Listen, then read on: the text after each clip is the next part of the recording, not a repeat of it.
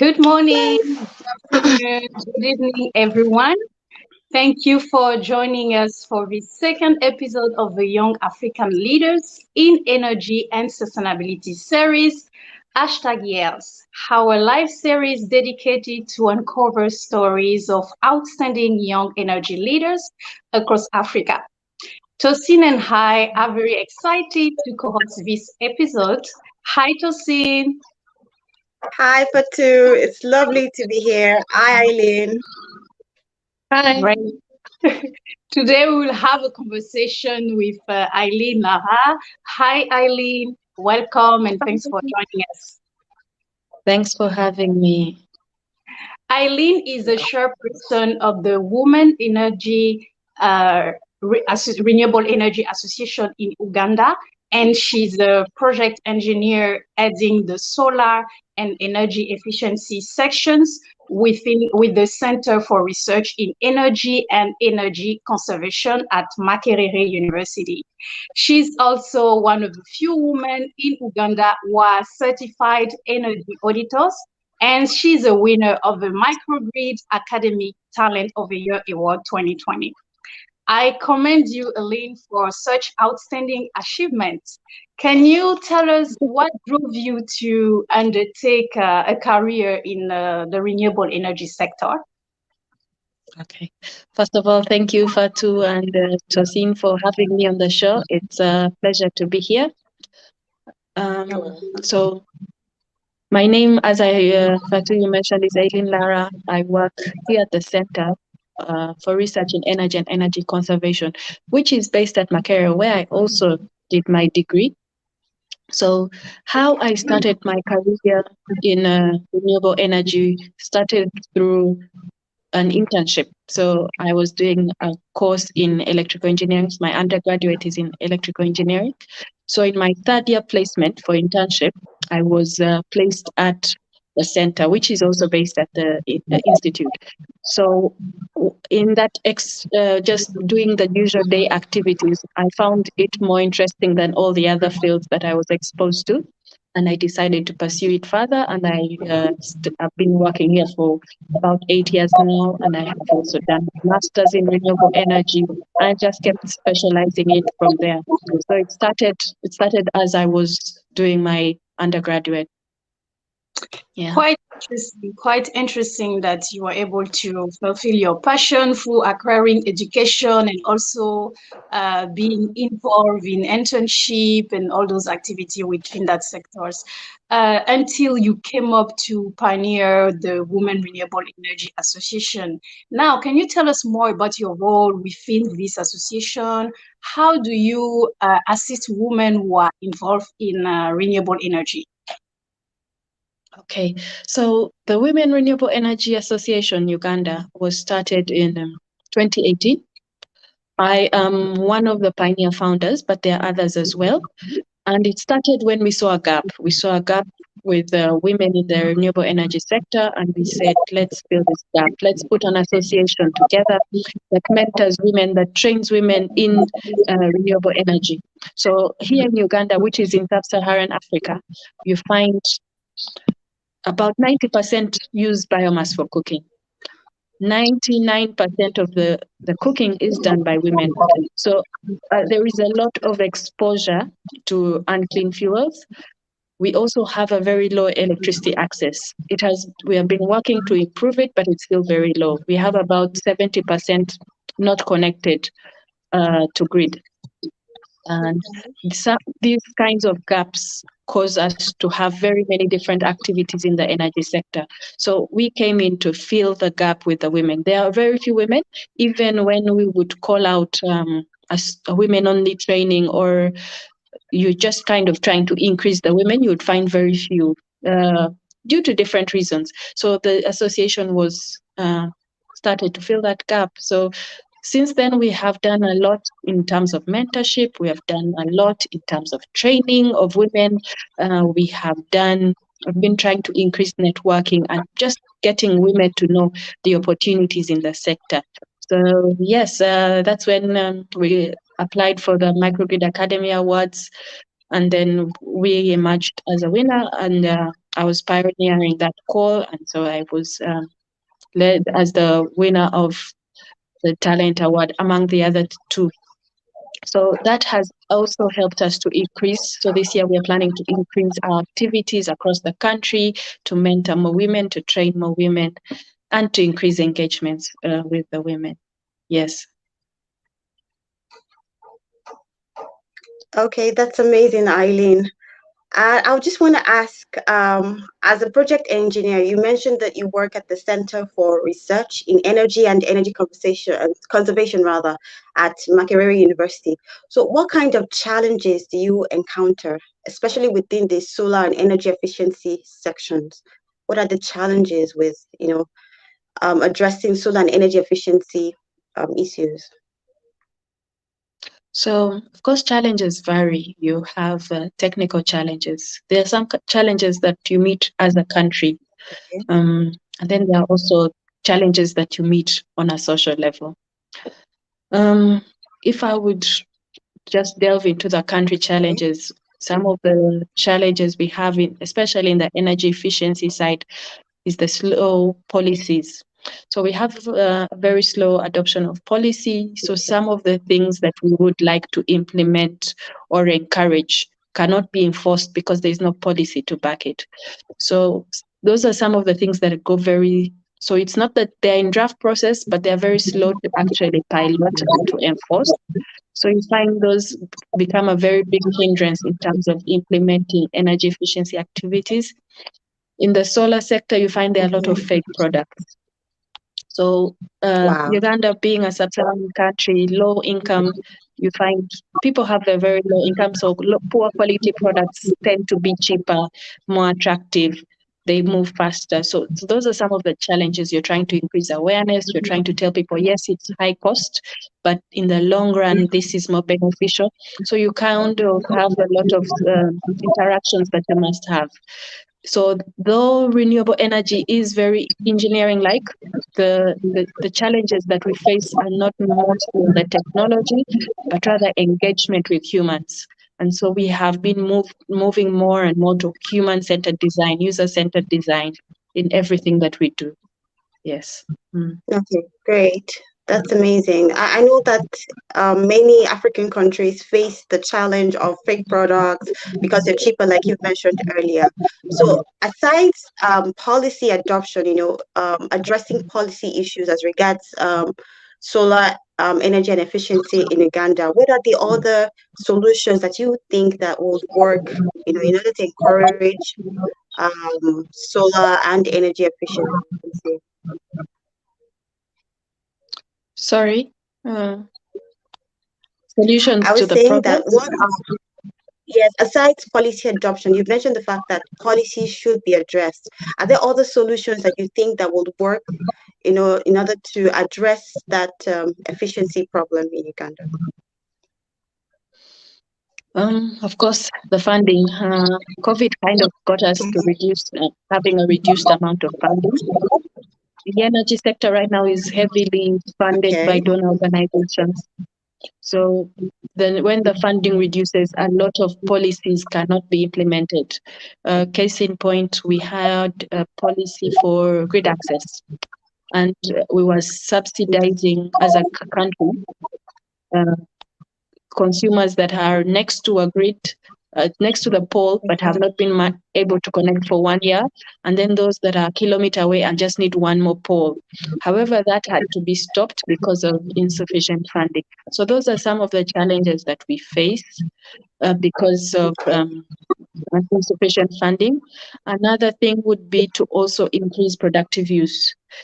Reason to spiral higher incomes among the population, and then they can even afford the electricity connection themselves. So those are some of the things that are very key and critical to help us increase our energy access levels.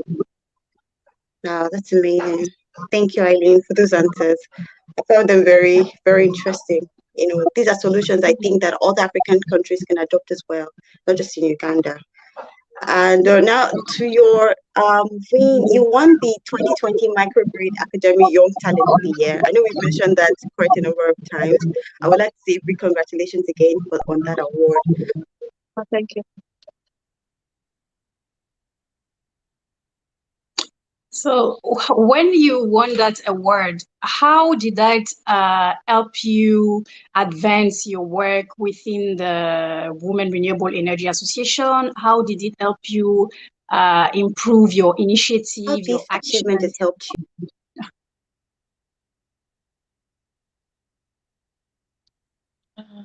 Right. Yes.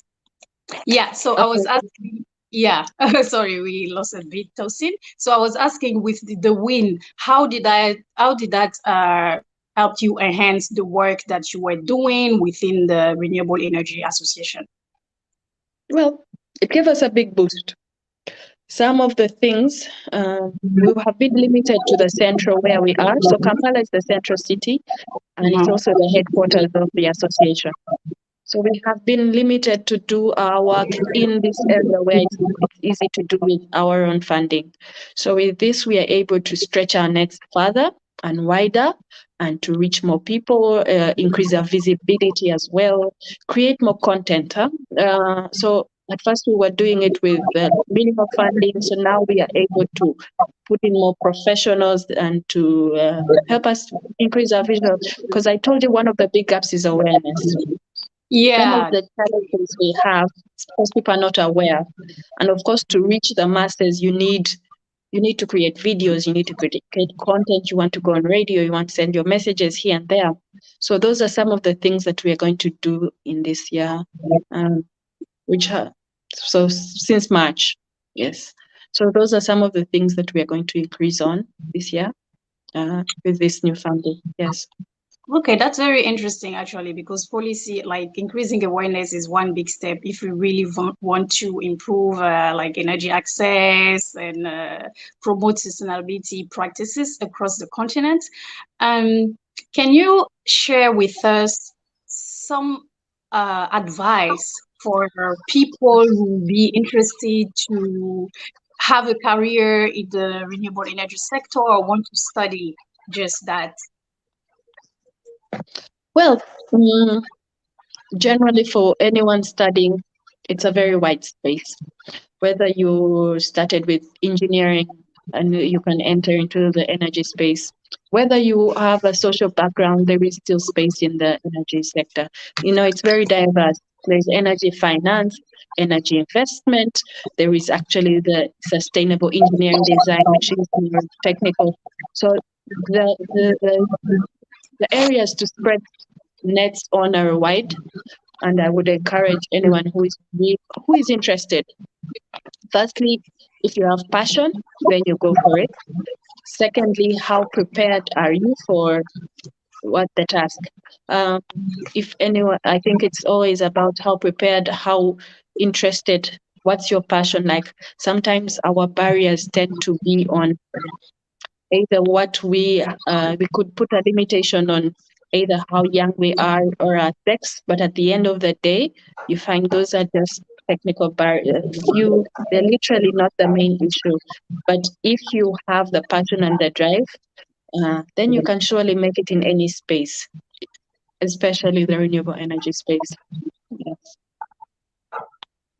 All right, I'm sorry for the break with the network issues. Just glad to be back now.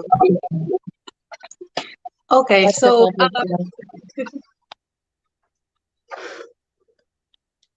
yeah, go ahead, Tosin. All right.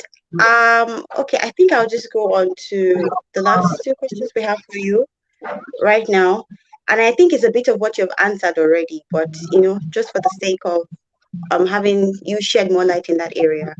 So I want to ask if you think that Uganda is making progress with improving clean energy access.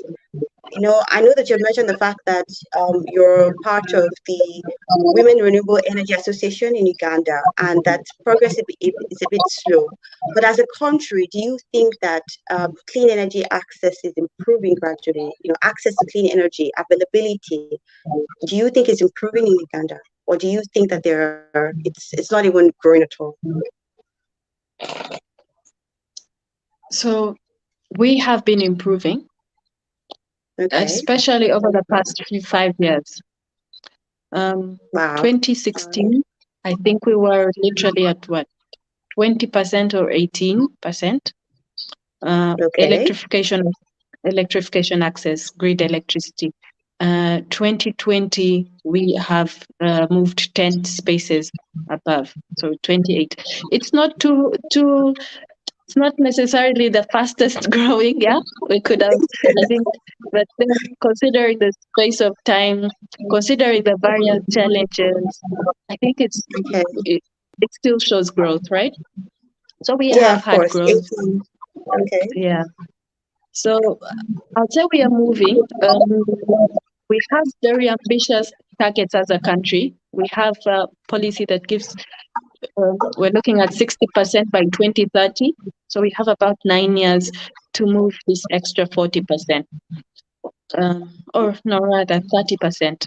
So yes, they're ambitious, but with those other additions like the extra funding, you have increased awareness, and each party just kind of fitting into support. I do believe that we can achieve those targets, but though we do need very ambitious plans to actually get there. But we are making progress. Yes. Okay, that's pretty amazing. That's from 18% to 28%. It might not be a lot of growth for many people, but I think that that's a bit of growth in the past 5 years. So how much more would Uganda be doing in the next 9 years by 2030? Hopefully by 2030, it would have achieved that percentage, and more people can have access to clean energy and the rest. I know that you talked about the fact that to improve energy access in or within your organization, you think that funding is a very important factor, as well as policies, to ensure that more people are involved, more people are taken into consideration when we look at clean access. So I think that this is really a good step for Uganda, and I think it's wonderful to talk to you doing great things in Uganda, winning several awards, ensuring that more people are represented in that space. Well done, Eileen. Thank you. Thank you too. Definitely well done. Yeah, just to add on the part of the funding, because you might restrict it to just say maybe it's just a donor country funding, but even private sector just investing more in that space, and government working on de-risking the space, because right now it's really a high risk area, especially in the low income areas of Uganda. So you find if we increase the private sector, that's why I mentioned productive use. If you have more productive uses of electricity, because we found out that the people who couldn't afford electricity as well, when they were connected, they were not able to pay the monthly bills. So again, you're helping them, yes, connect one, but you might also be wasting so much money to connect them if they cannot keep paying their monthly bills. So that's also been a big hindrance. That's why productive use, I would say, is my biggest recommendation. Them just increasing incomes of these residents in the rural areas, in the peri-urban.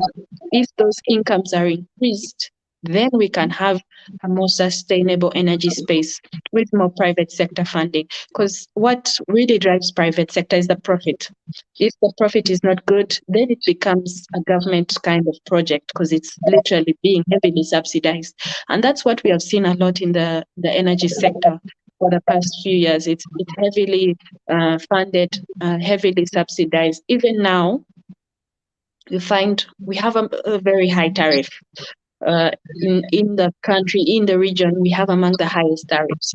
And that's simply because we have to kind of compensate for everybody else that's not yet paying, and yet they have policies that have been developed to, because the policy is developed, and then the private sector body has to be paid this amount. So it has to come through the people that actually use the electricity. So we have a very high tariff, which also affects investment in a way.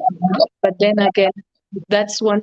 So there's so many different things to pull on so that we have the sector grow holistically. Yeah. So there's still a lot to do.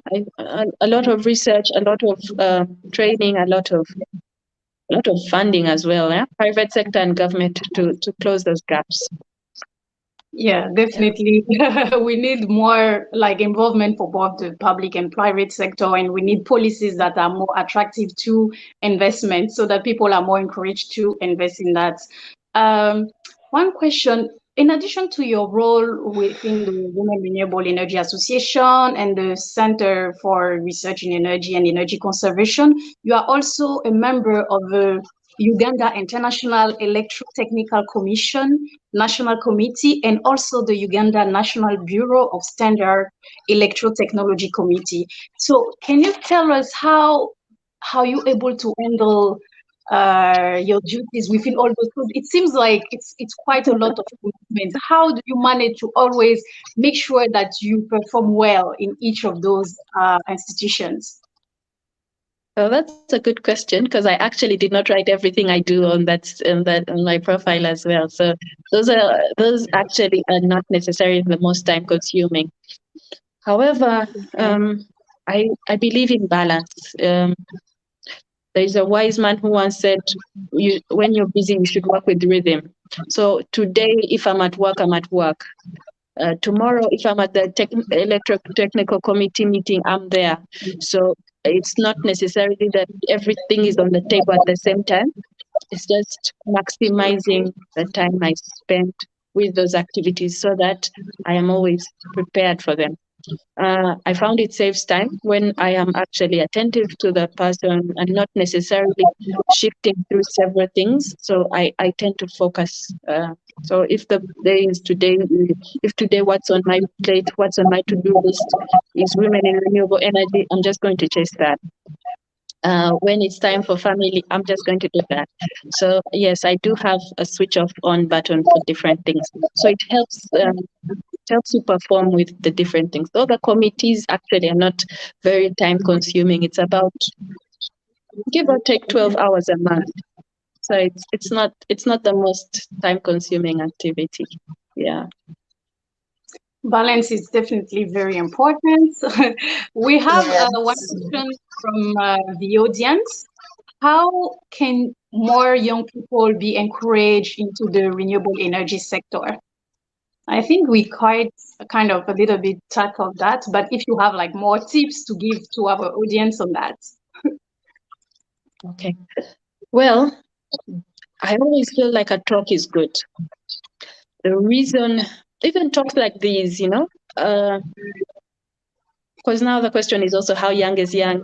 It could be a 10-year-old, then maybe they do not know there's such a thing as this career, but the more they see it. So my nephew currently is very passionate about climate change. So he's like, I want to change. He wants to know how to reduce this. But that's also because I'm also in his space, and then he only sees the work that I do, he reads more into it, and so he's interested.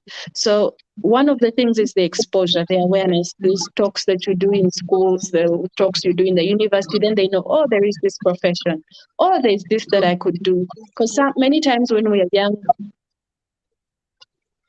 Hello. Okay, I think we may have a further. Yeah. That was quite like to have to learn more about what is happening within that space in Uganda, and I was quite surprised by the high tariffs, and but it's very encouraging that at least they are making some progress. Yes, it is. It is, and I think that for Africa, a lot of governments in Africa, or a lot of African governments, need to see how they can encourage more people, not even encourage, but provide the necessary requirements that people can access energy. Energy is an important factor, in the growth of any economy. If there's no power, if there's no access to energy, there's very little we can do. There's very little well, there's going to be very little growth. So I think it's important that every African country and the governments and policymakers do all that they can to ensure that more people have access to power. Having power is like having life right now, really. But we hope that more people begin to take this up and say that it's something very serious to tackle. Yeah, I think that's why we have those kind of series that, like the YALES, because we want to engage people so that everyone pay attention to that and everyone focus on what needs to be done. Getting people to speak from different areas across the continent to see how we can able to come up with solutions, adapted solutions for each country depending on their level. And so I'm enjoying those series because we always get know something new. I think Yes. we're back. Welcome back, Eileen. Yeah, really sorry. It's all fine. You understand? Yes. The phone was overheating and decided to close all the apps. It's okay. Yes, the life of COVID. We were just saying that it's very encouraging, to have that, your initiative, everything you are doing in order to raise awareness and get people in the renewable energy sector. And this is where we will wrap up and conclude this episode. We had a very enlightening discussion with Eileen. We learned a lot and we encourage you to keep moving. We hope that our audience and you will inspire many young people across the continent to be engaged in that sector and help and do what needs to be done. And we also like to thank our audience who were able to join us today, and we hope that you enjoyed this episode as much as we did. Thank you, Eileen, again for honoring our invitation. Thank you, Tosin. We will see you. Welcome. We will see you on our next episode, and thank you again. Bye. Bye. Thank you.